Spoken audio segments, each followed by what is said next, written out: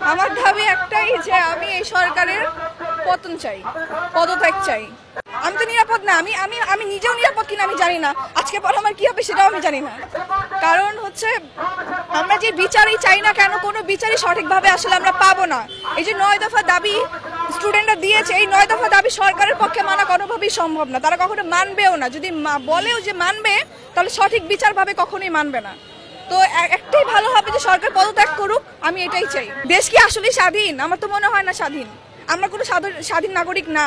আমরা এখনো, আমার মনে হয় যে 1971 সালে যে দেশ স্বাধীন হয়েছে সেটা শুধু শেখ পরিবারের জন্য, আমাদের জন্য না। যদি আমরা স্বাধীন হতাম আসলেই, তাহলে আমরা আমাদের বাক স্বাধীনতা পেতাম।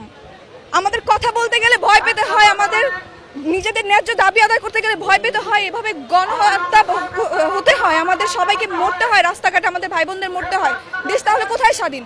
স্বাধীন শব্দটাই উচ্চারণ করা যাবে না, আমরা এখনো স্বাধীন না। স্বাধীনতা এখন হবে যদি সরকার পদত্যাগ হয়। তাহলে এই বিচার আসলে সঠিক বিচার চাইবা আল্লাহর কাছে, আর কারো কাছে না। বিচার আসলে কেউ, এই সরকার কখনোই করতে পারবে না, আর হবেও না সঠিক বিচার। তাই আমি চাই যে সরকার পদত্যাগ করুক। বললাম তো আমি আমার দেশে স্বাধীনই না, নিরাপদ থেকে। এই যে যেভাবে আমাদেরকে মারা হচ্ছে, এখনো দেখতেছি যে পুলিশ যেভাবে আমাদের সাথে অন্যায় করতেছে। আমরা মিছিল করলে, আমরা হচ্ছে গিয়ে আন্দোলন করলে সেখানেও হস্তাহস্তি করা হচ্ছে, সবাইকে এভাবে ধরে নিয়ে যাওয়া হচ্ছে বাসার থেকে, যেখান থেকে সেখান থেকে। তাহলে আমরা কোথায় নিরাপদ? আমি তো নিরাপদ না, আমি আমি আমি নিজেও নিরাপদ কিনা আমি জানি না, আজকে পর আমার কি হবে সেটাও আমি জানি না। আমি সর্বশেষে এটাই চাই যে সরকার পদত্যাগ করুক, আমরা নতুন সরকার চাই, আমরা নিজেদের স্বাধীনতা চাই, আমরা এখনো স্বাধীন না।